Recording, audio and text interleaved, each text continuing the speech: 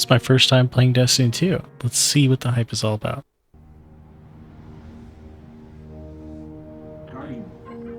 Guardian? Eyes up, Guardian. It worked. You're alive. You don't know how long I've been looking for you. I'm a ghost. Actually, now I'm your ghost, and you? Well, you've been dead a long time. So you're going to see a lot of things you won't understand.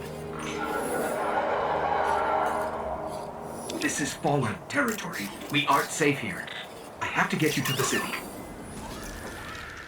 That was a really cool first quest. Wonder what else this game has to offer. What's the next quest in the step? Wonder if this has any cool builds like other MMOs. Let me look on YouTube. Now I'm not going to call out any YouTubers in this. I'm not that kind of guy. But what I really wanted to do as a start is show a good hunter build that anybody can use with the first subclass that you have unlocked in the game. Now, why should I do this? Well, because a lot of the times the people get into the game and they really have no idea what's going on, and they'll look at build videos and they'll be like, well, I don't have access to that. That stuff's expensive and takes too long. I don't even know if I want to be in this game or play this game, right? Because it will cost them either a lot of time or it will cost them money. Look at Beyond Light and Lightfall just to get Stasis and Strand. And what are the majority of videos going to be on here recently? They're going to be on Strand. So what is a new person going to do? Also, for majority of the new people, they're going to be looking at the light subclasses because they're the new stuff to them. Plus, they don't have everything unlocked, so they're going to be trying to get them. Those other things are going to be kind of put in the background until they can kind of get a feel if they even want to keep playing this game or even invest into it. So today I'm going to talk to you, fellow new Guardians, about two builds for Hunter in Destiny 2. One for PvE and one for PvP. And these builds are kind of builds that you can throw on and not think that hard about how to execute these builds. And again, like I said, these things are relatively easy and accessible to everyone, even if you are unsure about spending the money on an expansion or don't want to mindlessly spend time on grinding lost sectors in hopes of a good rolled exotic. We all know it's not going to be good.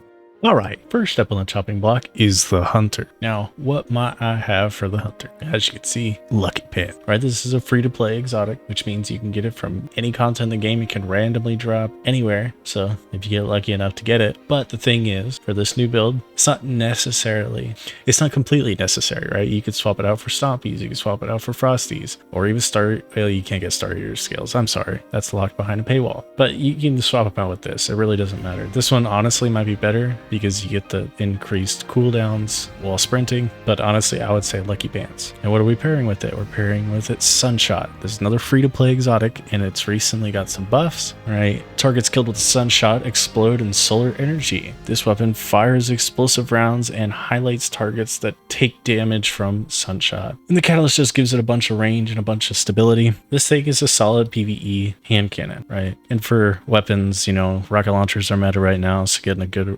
rocket launcher. There's plenty of rocket launchers. This one is free to play. You just gotta wait for Iron Banner. And if you did get one, it can be decent. But if you don't have one, there are other things you could swap it out for. Like Vanguard's always has one. Blowout has one. It doesn't even matter if it's solar or not. Just rocket launchers in general. And then having a good machine gun probably is a good idea. Let's see. If you do Vault of Glass, you can get Correct Measure, which is a really good machine gun. Or if you go to the tower and you go to the kiosk, the exotic kiosk at the tower, you can buy the Chain of Command from a previous season. This thing is a solid machine gun, right? You get Demolitionist, Adrenaline Junkie, or even Osmosis. This is a good substitute if you don't have any other machine gun. If you play Trials, Unwavering Duty is also a good one, right? You can just get the normal one if you play Trials. I wouldn't recommend it unless you really want to play Trials, but yeah.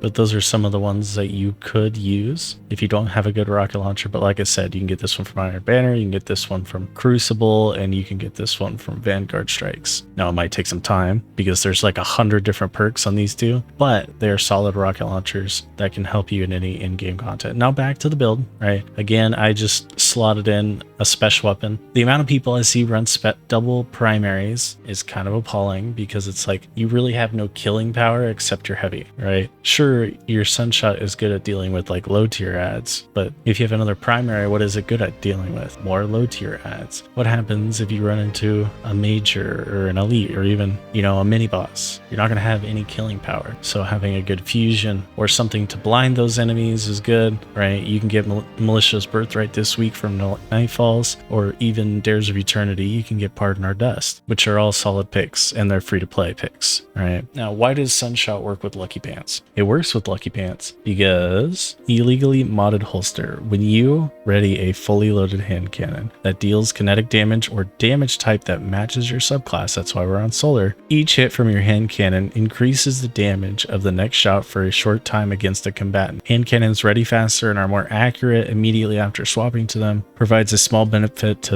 airborne effectiveness stat of hand cannons while the buff is active. So basically what it's saying, as you shoot the weapon, or after you pull it out and as you shoot the weapon, it will gradually increase in damage. And this is actually a pretty significant buff in damage. But just a heads up, this perk does not activate unless your hand cannon is fully reloaded. So just a heads up. So now for the major parts of the build, the mods, the aspects, right? This is targeted towards somebody who's new to the game, hasn't bought the DLCs, you know, is trying to make a build to see how the game really is, you know. So we're on Gunslinger, which I think either is the first one you unlock or you can unlock it very early. I would recommend getting Blade Barrage over Golden Gun. Blade Barrage just does a butt ton of damage and it's just an all around decent super for solar. You get Marksman Dodge, so you have those quick reloads. I use Strafe Jump, but if you're new to the game, I'd recommend Triple Jump. It just is easier to use and you have an extra jump to help you not fail whatever jumps you need to make. I use Proximity Knives because they're the easiest to use in any content. They do a lot of damage and like the name says, they're proximity knives, so they blow up when enemies get near them. Now you can use Weighted Throwing Knife if you're able to hit the headshots, because if you hit the headshots, it causes scorched targets to ignite, so could be interesting. I use incendiary grenades because they are really easy to use, simple, and they do a lot of scorch damage and are pretty effective. You could also swap it out for fusion nades or even thermite nades. These are probably the most effective nades in PvE. You could use a healing nade if you're feeling like you want it, but again, if you're newer and you don't quite know what to get, like this is the easiest. It's just a frag nade from Halo. Just think of it as that. We use Knock 'em Down, right? Your solar supers are enhanced. Deadshot Golden Gun has damage resistance. Marksman Golden Gun has increased duration, and Blade Barrage launches more projectiles. This is just increasing your super. And then while Radiant, final blows with your equipped throwing knife fully refund your melee energy. And then on your mark, this is an awesome aspect, and I would definitely recommend it over Gunpowder Gamble because it gives you 3 fragment slots and it's just so effective. Precision final blows grant you and nearby allies increase weapon handling and reload speed for a short duration. Stacks 3 times. Activating your class ability immediately grants maximum stacks of on your mark. This is an awesome aspect. And then to the fragments. I have your solar ignitions have increased area of effect. When you revive an ally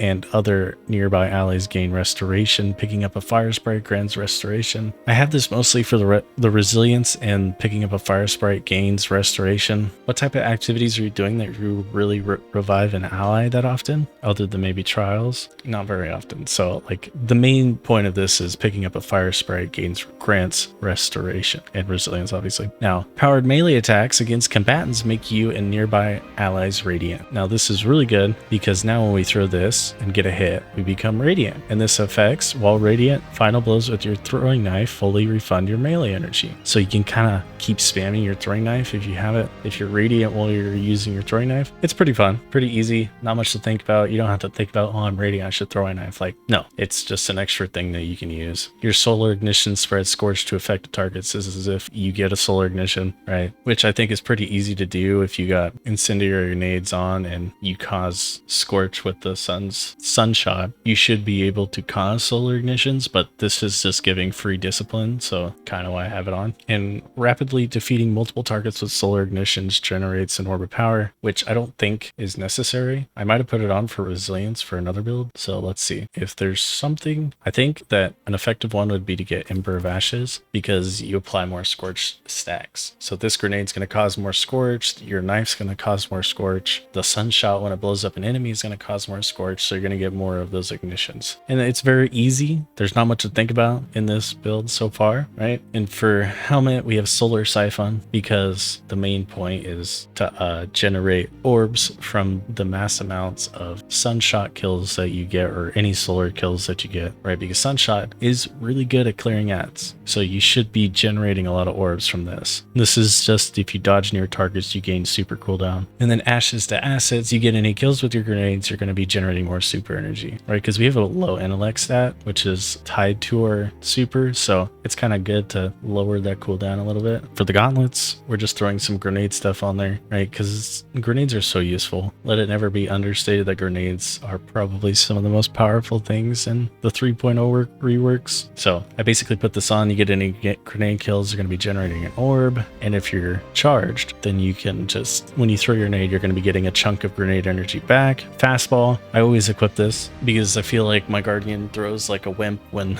they don't have fastball equipped. Now I have emergency reinforcements. So if I'm charged with light and my shields get broken, then I gain a temporary damage reduction. And this, I think this is 10% or 20%, somewhere around in that ballpark. And I don't know about you, but on my hunter, I always feel extra squishy, but that could just be me. So I have that on just in case, keep myself alive. I put solar reserves on. Really, you could swap this out for any reserves that you want if you have a different heavy, right? Or you can even swap it out for some more damage resist. But make sure you read these, right? Some are only solar resistant, some are only void, some are only concussive dampeners, which is like splash damage. You got melee damage and you got sniper damage. So if you're gonna put these on, make sure you're actually paying attention to what they are. And on my boots, I have 2 weapons, solar weapon surges. So this is just to increase the damage of the sunshot or my heavy weapon, right? And it's a pretty significant buff.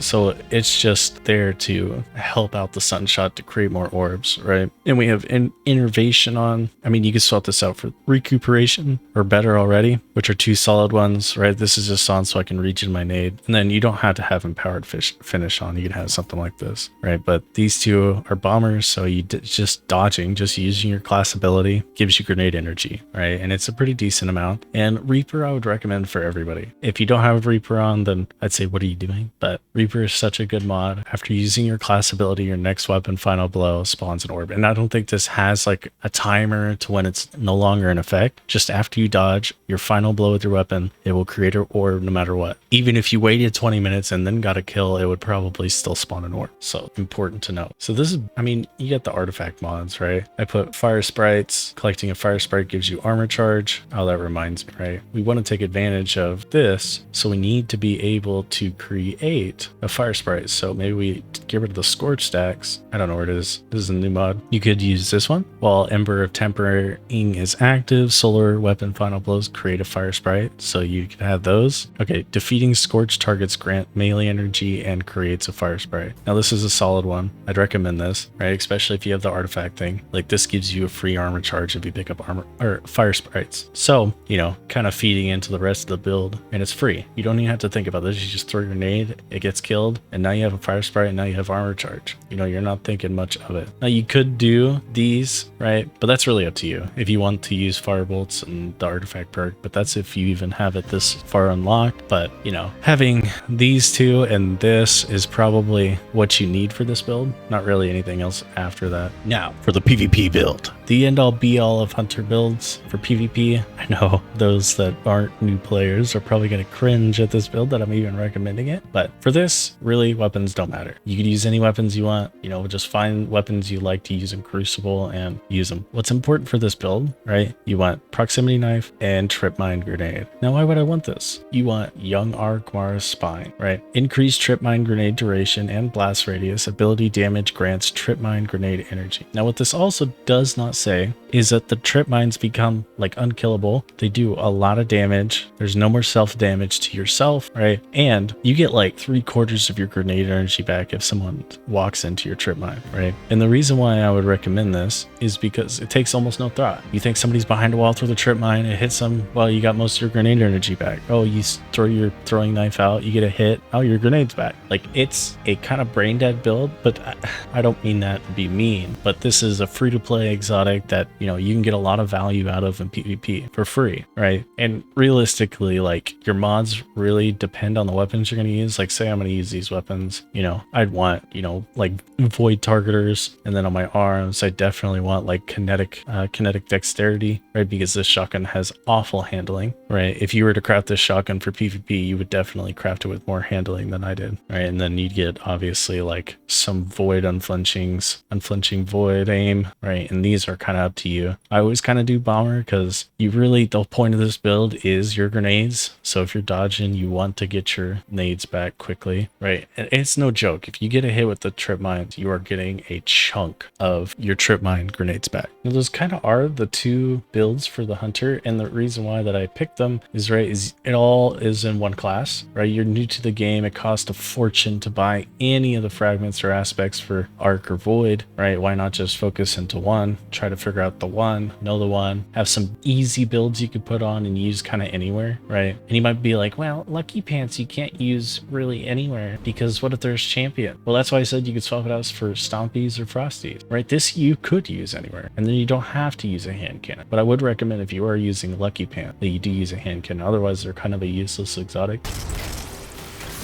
And if you're wondering about the yellow bar enemy, he's meant to be taken down by multiple guardians at the same time, not just one dude. So here you can see the sunshot in action. Look at all those orbs generations, the explosions, right? This is a really high ad clear build. It's really easy to do. You don't have to think about it much. You just shoot your sunshot and that's it. Nothing more to it. And you still have your fusion rifle for chunking some enemies. You have your rocket for other things. You have blade barrage. Right? It is a very versatile build while it's still being very easy to use, and really anybody has access to this. Now, this is the first build video I've done, and if you're interested in seeing builds for Titan and Warlock along the same lines, like being available to players who don't have access to all the expansions or are trying out the game, maybe it might be an interesting build that you could just pick up and be like, oh shoot, this is cool.